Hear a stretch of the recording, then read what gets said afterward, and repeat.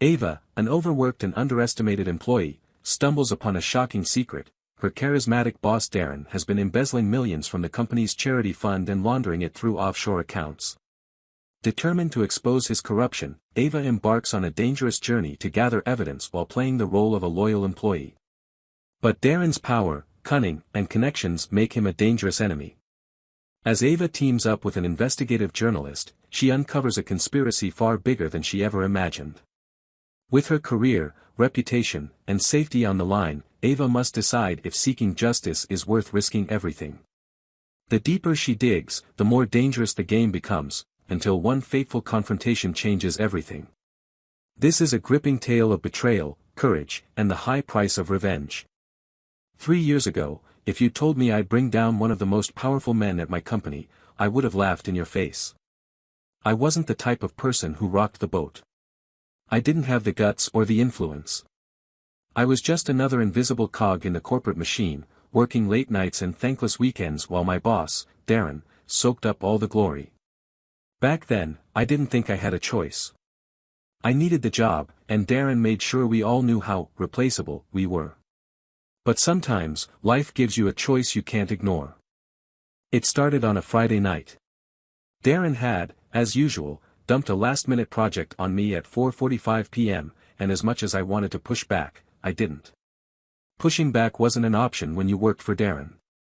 He was the kind of boss who smiled to your face while twisting the knife in your back. So, there I was, in the nearly empty office, staring at my screen and trying to piece together a financial report that wasn't even my responsibility. The office was eerily quiet. Most of my colleagues had already left to enjoy their weekend.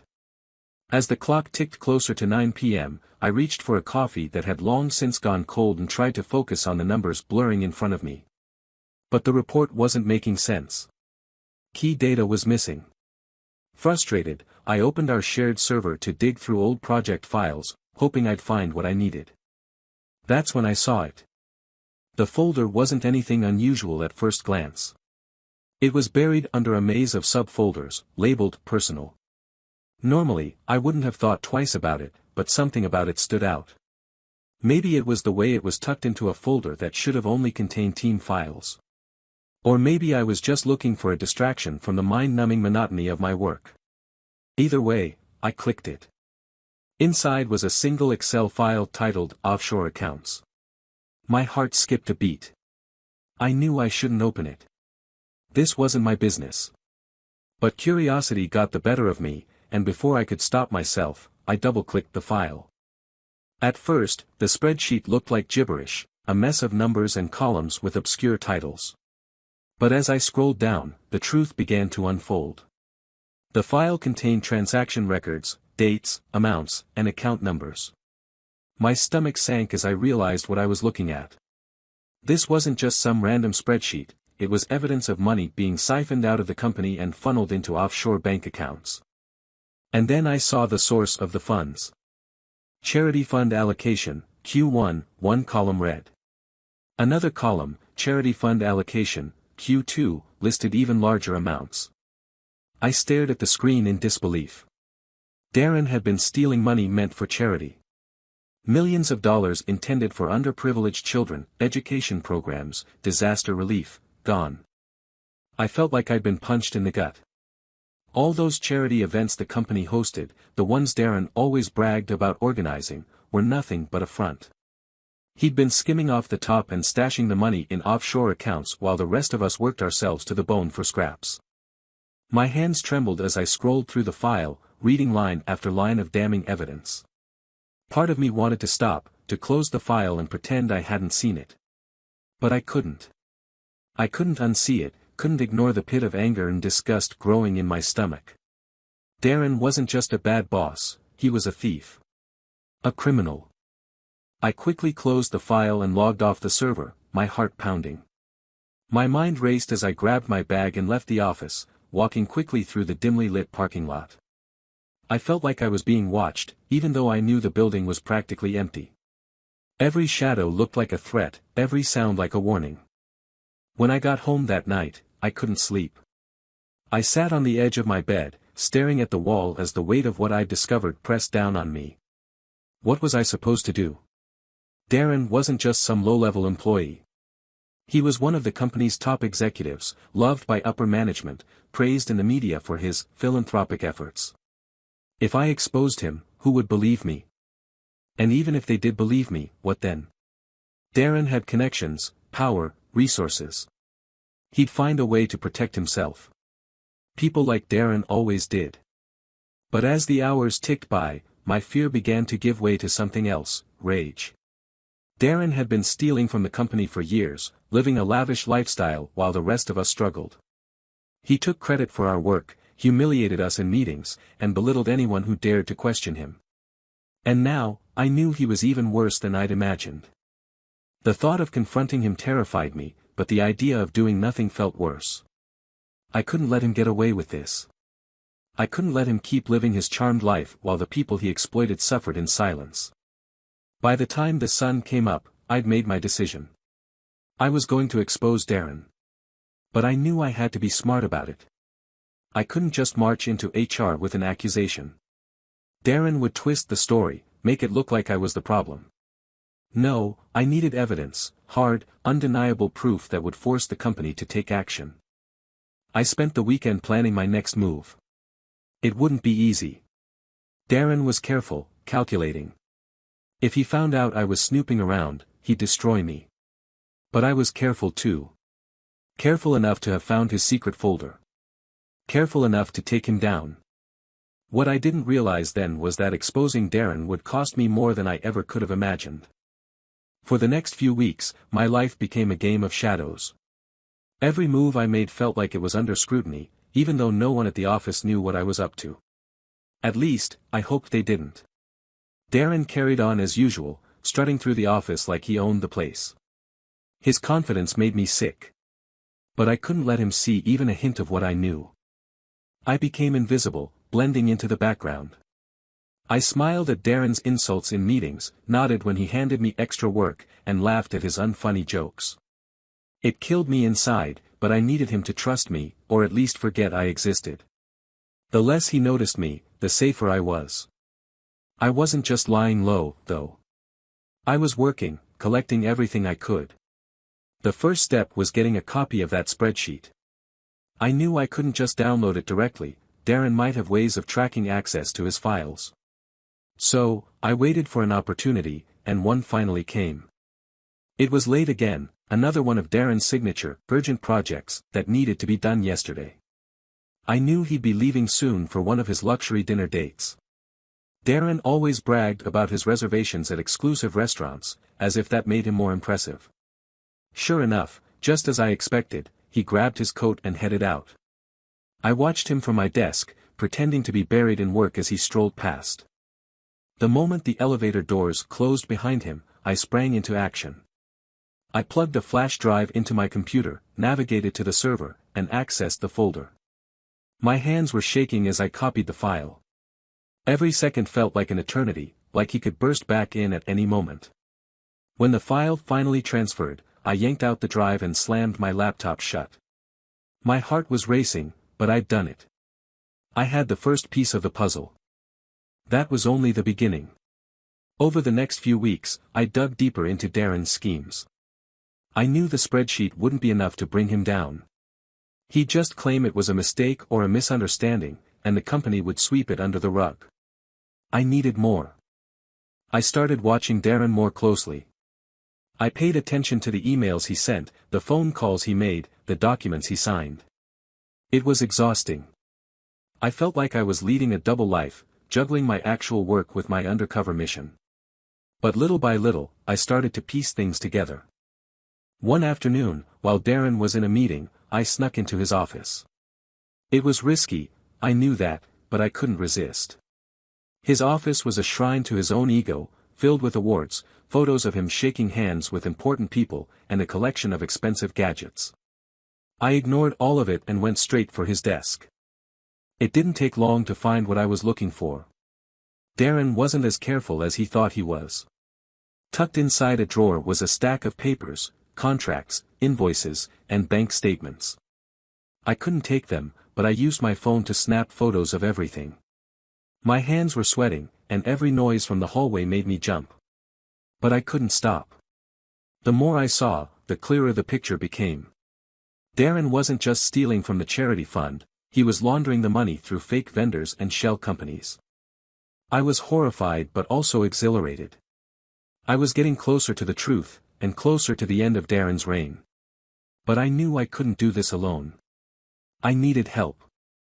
That's when I reached out to an old friend, Rachel. She wasn't just any friend, she was a journalist, the kind who thrived on exposing corruption and taking down powerful people. We hadn't spoken in years, but I knew she was the only person I could trust. I didn't tell her everything right away. I needed to be sure she was still the same Rachel I remembered, the one who never backed down from a fight, no matter how big the opponent. We met for coffee at a small cafe across town, far from anyone who might recognize me. Rachel looked the same as ever, sharp eyes, confident smile, and an air of determination that made you believe she could take on the world. After a few minutes of catching up, I finally told her why I'd reached out. I slid the flash drive across the table, my palms sweating as I explained what was on it. At first, she just stared at me, her expression unreadable. Then she leaned in, her voice low. "Ava, do you realize what you're doing?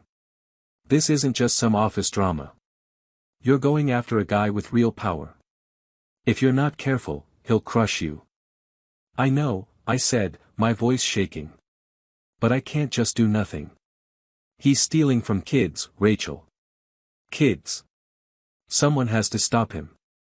She studied me for a moment, then nodded. "All right. Let's see what we're dealing with." Rachel took the drive and promised to look into it. I felt a strange mix of relief and terror as I walked away from that meeting. On one hand, I wasn't alone anymore. On the other, I'd just taken a massive leap into the unknown. A few days later, Rachel called me. Her voice was tense. "Ava, this is bigger than I thought. That spreadsheet? It's just the tip of the iceberg.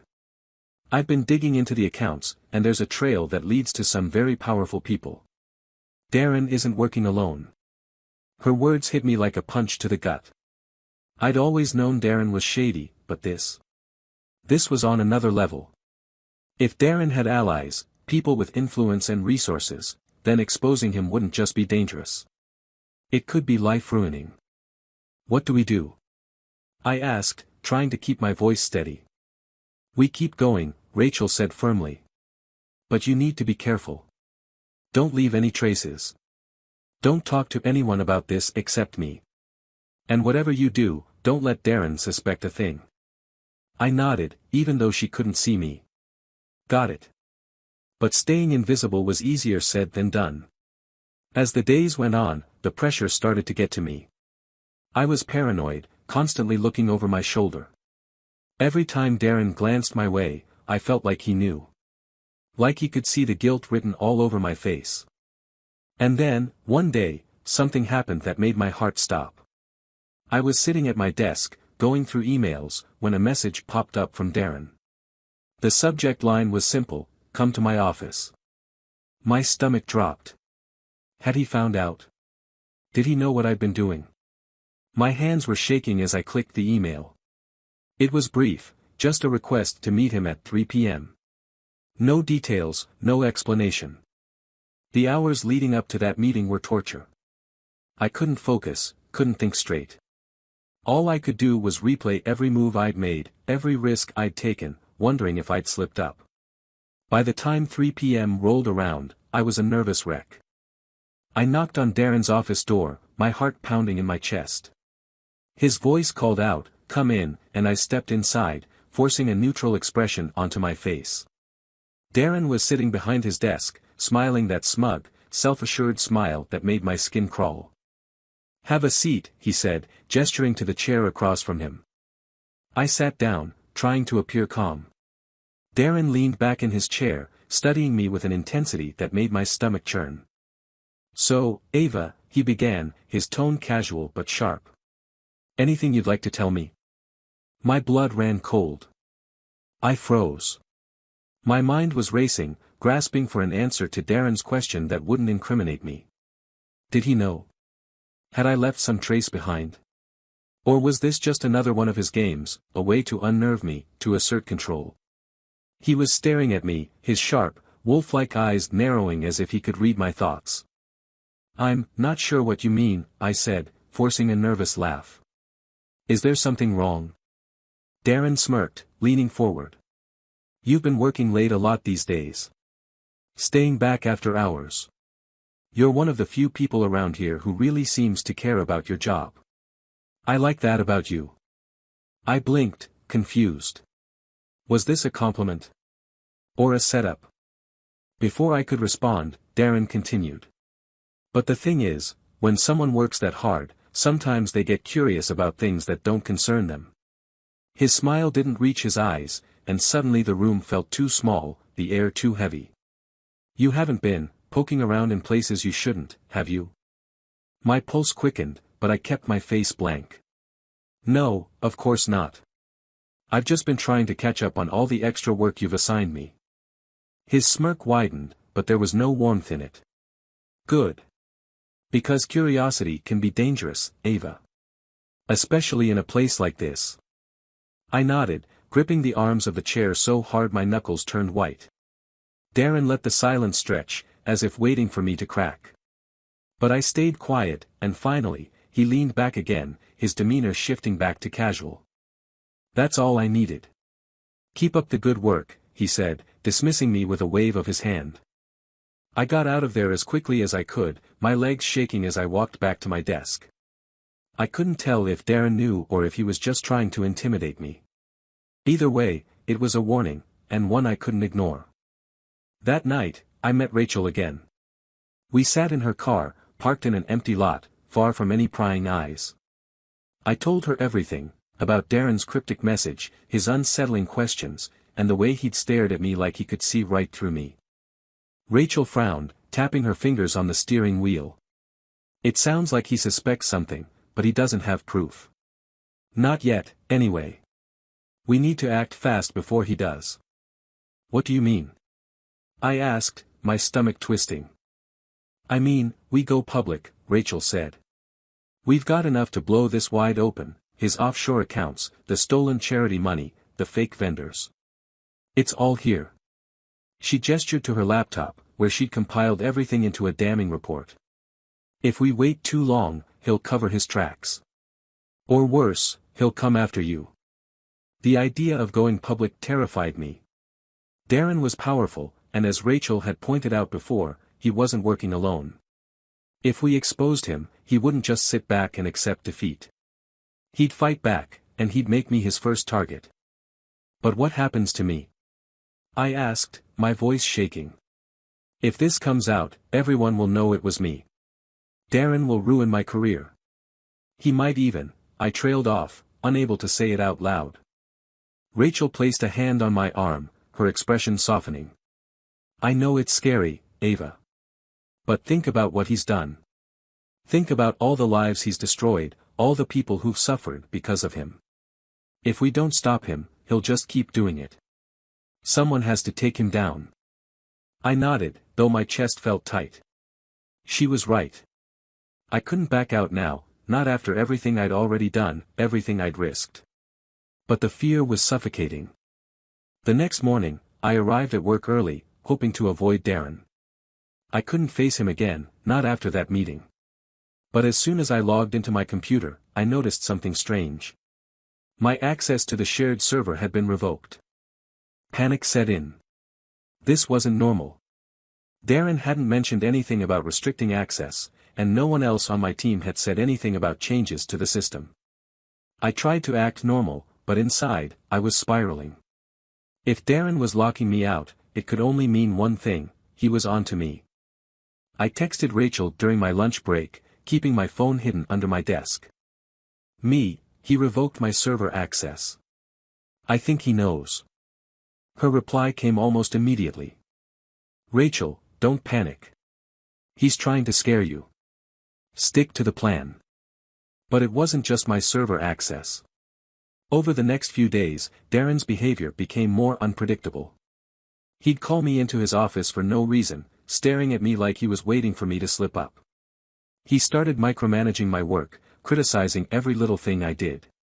It was like he was testing me, pushing me to see how much I could take before I broke. The stress was unbearable. I could barely sleep, barely eat. Every time my phone buzzed, I expected it to be Rachel telling me something had gone wrong, or Darren calling to summon me again. I felt like I was walking on a tightrope, one misstep away from disaster. Then, one night, everything came crashing down. I was at home, trying to unwind after another brutal day at the office, when my phone rang. It was Rachel. "Ava," she said, her voice urgent. "We have a problem." My heart sank. "What is it?" "Darren knows," she said. "I just got a call from one of my sources. Someone tipped him off about the investigation.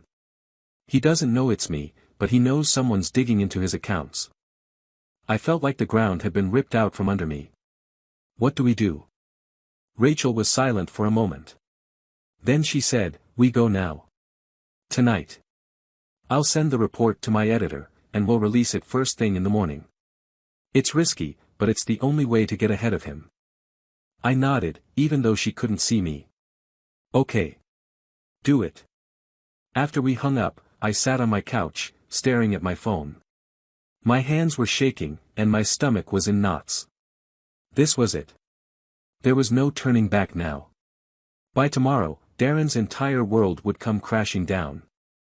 But Darren wasn't going to go down without a fight. The next morning, I walked into the office to find chaos. People were whispering in hushed tones, their faces pale. My stomach churned as I sat down at my desk, trying to figure out what was happening.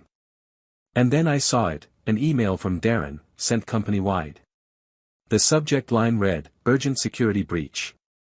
I clicked on it, my hands trembling. "Dear team," it began. "It has come to my attention that sensitive company information has been accessed without authorization. This is a serious breach of trust, and I assure you we are taking immediate action to identify the responsible party. Please be vigilant and report any suspicious activity to HR." I felt like I was going to be sick. He was framing it as a security breach, painting himself as the victim. And worse, he was coming for me. The office felt like a pressure cooker the day Darren sent out that email. I kept my head down, barely breathing, as everyone whispered around me. Was it a real security breach? Who had done it? Some speculated it was hackers, others guessed it was a disgruntled ex-employee. No one suspected me. Not yet. But I could feel Darren's shadow looming over me, even from across the room. Rachel's report was already with her editor. By morning, Darren's crimes would be public knowledge. But I had to survive the day first. I avoided Darren's office and stayed glued to my desk, praying I wouldn't be called in. By the time 5 p.m. rolled around, I bolted for the door, hoping to disappear into the night and stay out of sight until the storm broke. But Darren wasn't going to let me slip away that easily. That night, I was sitting at home, anxiously refreshing Rachel's news site, waiting for the story to go live. My phone buzzed with a text. It was from an unknown number. "Come to the address below. Alone. We need to talk." Below it was an address, a nondescript office building on the outskirts of the city. My heart raced. I knew it was Darren. It had to be. He'd figured it out. I considered ignoring it, pretending I hadn't seen the message. But then another text came through. "If you don't come, I'll make sure HR finds evidence linking you to the security breach. You'll lose your job, your career, and everything else you care about. Your choice." I cursed under my breath. Darren was calling my bluff. He must have planted fake evidence to frame me. I couldn't risk it. I couldn't let him ruin my life. I grabbed my phone and keys and headed to the address, my mind spinning. What was Darren's plan? Was he going to threaten me? Fire me? Or worse? The building was dark and quiet when I arrived. It looked abandoned, but a single light glowed in one of the upper floors. My stomach churned as I walked in and took the creaky elevator up. When the doors opened, Darren was waiting. He was sitting in a conference room, his back to the window, the city lights casting an ominous glow around him. He looked calm, confident, like a predator who'd already caught his prey. "Have a seat," he said, gesturing to the chair across from him. I hesitated but sat down. My palms were sweating, and my heart was pounding so loudly I was sure he could hear it. "So," Darren began, folding his hands on the table. "You've been busy." I didn't respond. There was no point denying it. He already knew. "I have to admit," he continued, smirking. "You're smarter than I gave you credit for.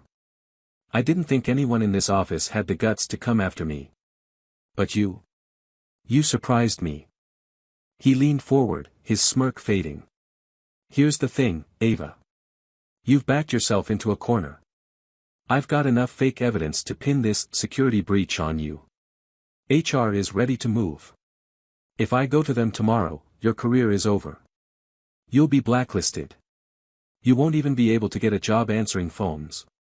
I swallowed hard, trying to keep my voice steady. "You're bluffing." "Am I?" Darren said, raising an eyebrow. "Are you willing to bet your future on that?" He let the silence hang for a moment, then smiled again. "But I'm not unreasonable. I'm willing to make a deal." "What kind of deal?" I asked, my voice shaking. "You delete everything you have on me," Darren said. "Erase the files, destroy the evidence, and walk away. In return, I'll forget this ever happened. You keep your job, your reputation, and your precious little conscience." My mind was racing. He was offering me a way out, but at what cost? If I deleted the files, Darren would win. He'd keep stealing, keep ruining lives, and there'd be nothing to stop him. But if I didn't take the deal, he'd ruin me first. I stared at him, trying to decide what to do. And then, something clicked. "You're scared," I said, my voice steadier now. Darren's smirk faltered. "Excuse me?" "You're scared," I repeated, leaning forward. "If you really had enough evidence to take me down, you wouldn't be offering me a deal. You'd have gone to HR already. But you haven't. You're bluffing." Darren's jaw tightened, and for the first time, I saw a crack in his armor. But he quickly recovered, leaning back in his chair with a smug smile. "Think what you want," he said. "But if you don't take my deal, you'll regret it." Before I could respond, the door to the conference room burst open. Rachel walked in, followed by a man I didn't recognize, a reporter from her news outlet. They were both holding recording devices. "Sorry to interrupt," Rachel said, smirking. "But we couldn't miss this little meeting." Darren's face went pale. "What the hell is this?" he snarled. Rachel held up her phone. "We've been recording everything, Darren. Every threat, every lie. And now we have you, in your own words, admitting to planting fake evidence and trying to cover up your crimes." The reporter stepped forward. "I think this is the part where you call your lawyer." Darren's composure shattered. He stood up, his face red with rage. "You think you can do this to me? You think you can ruin me? I'll destroy all of you." Rachel didn't flinch. "Too late. The story's already live. By the time you leave this room, the whole world will know exactly who you are." Darren froze, his eyes darting to me. For a moment, I saw something I'd never expected, fear. "You," he spat, pointing at me. "You did this." I stood up, meeting his gaze. "No, Darren. You did this. You did this to yourself." The fallout was swift and brutal. By the next morning, Darren's crimes were front-page news. The offshore accounts, the stolen charity money, the fake vendors, it was all out in the open. The company fired him immediately, releasing a statement condemning his actions. He was arrested within days, charged with fraud, embezzlement, and money laundering. But the scandal didn't stop there. Rachel's investigation uncovered ties between Darren's scheme and several other executives, both inside and outside the company. It became a massive corporate corruption case, with dozens of people implicated. As for me, I didn't come out unscathed. Darren tried to drag my name through the mud, claiming I was a disgruntled employee out for revenge. But Rachel's reporting cleared my name, and I became something of a whistleblowing hero. Still, the stress and publicity were overwhelming, and I decided to leave the company. In the end, I lost my job, but I found something more important, my voice. Darren was gone, his empire in ruins, and I was free. It wasn't the ending I'd imagined, but it was one I could live with. Justice isn't always clean. It's messy, painful, and full of sacrifices. But sometimes, it's worth it.